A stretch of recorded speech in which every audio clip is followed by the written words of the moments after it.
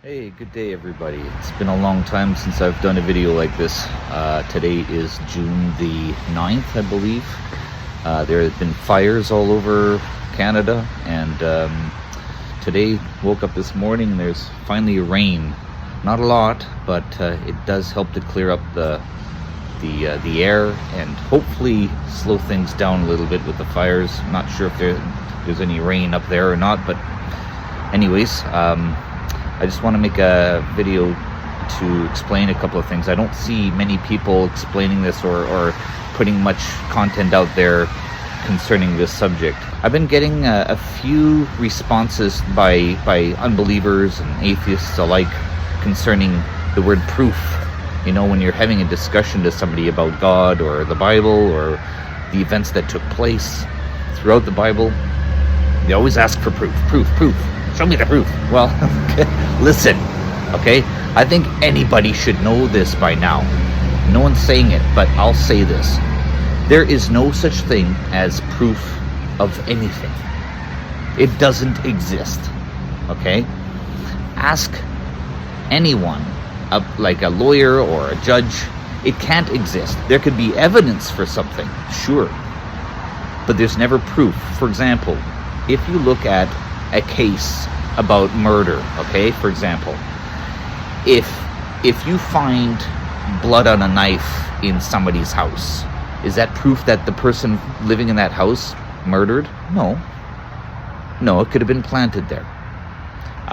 If you find any kind of evidence leading to somebody being guilty about something, that's still never proof of anything. Even if my neighbor comes out and says, it was me, I killed that girl, is that proof? No, it isn't. Maybe he's covering for someone else. Maybe he's doing that to protect a loved one, or maybe he just wants closure. Who knows? There could be a number of reasons why that could happen. You can think of anything at all that could constitute as what you think is proof, but if you really think deeply, there can be an alternative reason why that evidence is there. So proof doesn't exist of anything. Now in this world, when you look at creation, when we look at the earth, look at the blue sky, you look at the way we are made, look at our DNA, look at the cell, how proteins were formed, right? Things like that. Yes, a lot of Christians tell people there is proof. Look at yourself in the mirror. Look, we're here, we're living, we're breathing, we're conscious beings. We have consciousness. Sure, yes, I agree. That is the strongest evidence.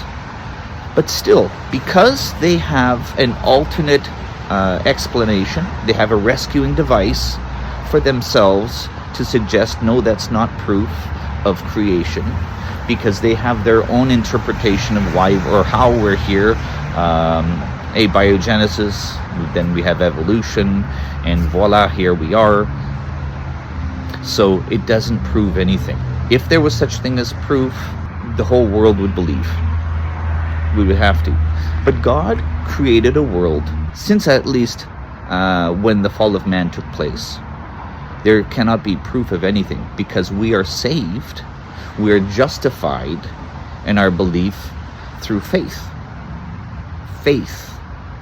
How can you be saved then under this system by seeing something and believing? Because it's been shown to you. And only if God came down and sat here next to me in all his glory would that be proof of anything. But he doesn't do that, does he? And why wouldn't he? If he wants us all to be saved in that way with proof. It doesn't work that way, does it? We're not saved in that way. Otherwise, we have no justification, and we would be damned. The moment God would sit here next to an atheist and show himself, he's damned. He's dead. He's finished. Of course he would believe immediately, but because we're not saved in that way, he's damned. He's going straight to hell. So there's no proof of anything. I just wanted to make that one thing very clear.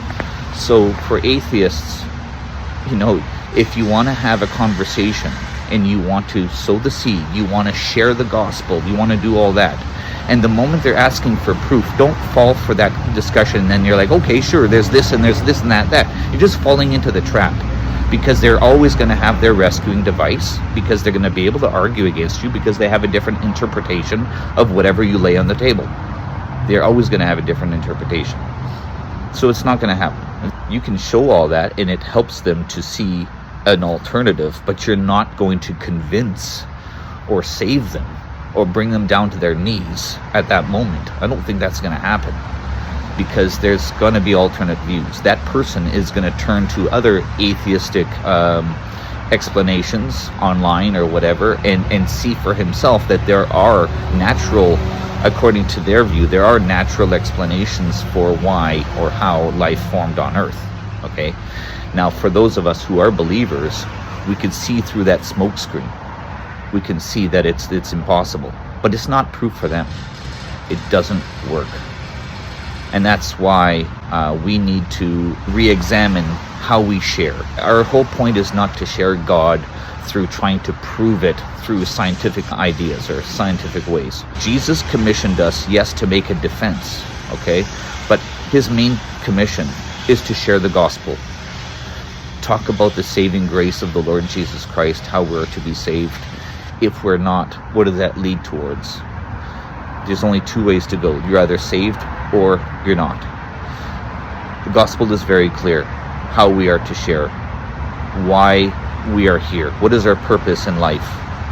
Our purpose is not just to live our comfortable little lives at home. Our purpose is not to study science, study astrology, study biology, geology, archaeology, so that we can make a strong apologetic case for creation. If we do that, that's great, but we are not asked to do that. We're simply here to share the gospel and why we are in a fallen world, why all these bad things are happening, which is getting worse, increasingly worse. A lot of people use all this evil as evidence towards no God, but it actually supports, because the Bible said all these things were going to happen. He said it very clear. We're in a fallen world, and as the end comes, it's going to get worse, right? Pestilences or plagues, which is pandemics, everything like that, that's been happening. Earthquakes, wars, rumors of wars in the book of Matthew, that's all happening. So it's evidence towards the Bible, but it's not proof. So we're here to share that. Anyway, I hope that helps some people who are in a position like myself, having these conversations with non-believers, and just keep fighting the good fight. Enjoy your day and take care.